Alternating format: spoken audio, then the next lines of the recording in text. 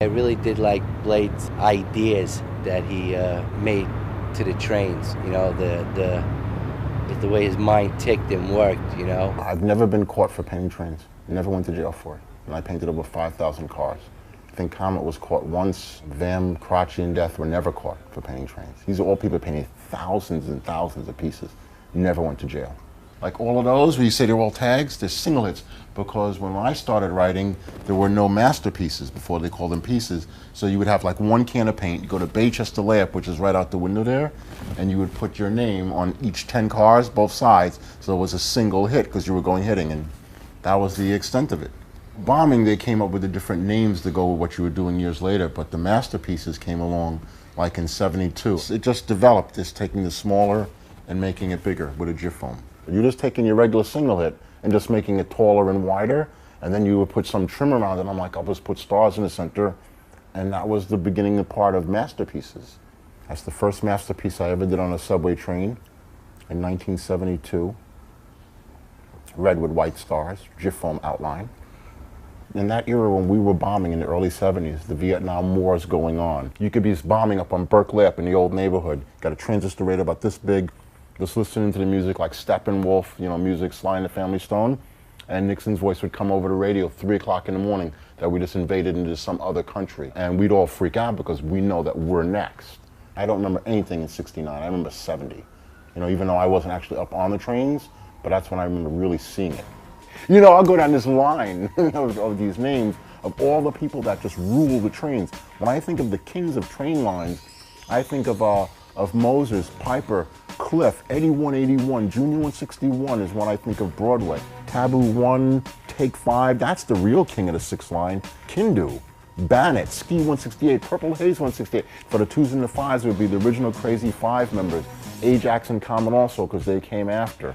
I mean, Super Cool 223. I mean, that guy's name was every place you could ever imagine from 70 through 74 of 99% singlets. You couldn't go anywhere in the city, up to Connecticut, out to Rockaway, get on a boat, you know, and goes, and Super Cool 223. Those are the kings, the real fathers of graffiti, like Stay High 149. These are people that are all 50 years old. Staff 161, Phase 2, obviously. The Man 550, there's a name. JJS 225, the name on the window there.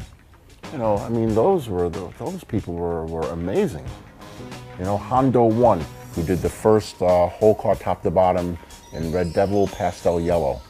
And they didn't know how to clean the windows of the train for I think like 8 months to a year. Crotchy and Rock did the first whole car 2-man top to bottom ever. Dead Leg 161 did the one with Priest.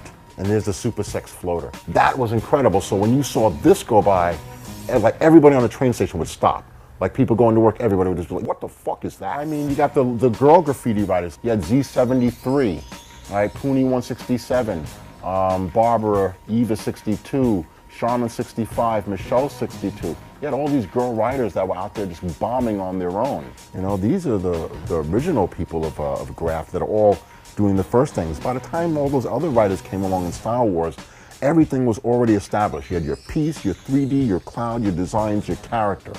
That's like before people knew how to make a real cloud, you just drew a box around your name and filled it in. Red Devil Green, Red Devil Orange, probably all Red Devil. Nobody wanted to get noticed from the beginning era. You know, you didn't look at it as like more fame and stuff like that. You just wanted to paint your trains, and that was it. You didn't think about like we're gonna be on film, because that wasn't why you started in the first place. You just did this to be crazy and have fun and meet girls and get high. That was basically the whole concept of it.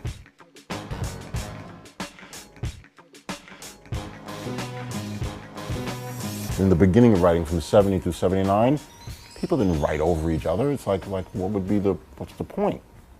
You know, you're all out there trying to get up and see who can bomb the most.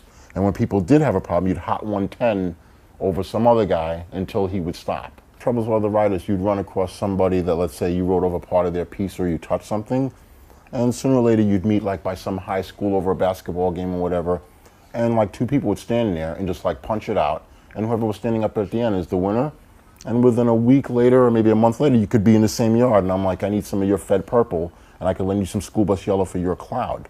And it was just done.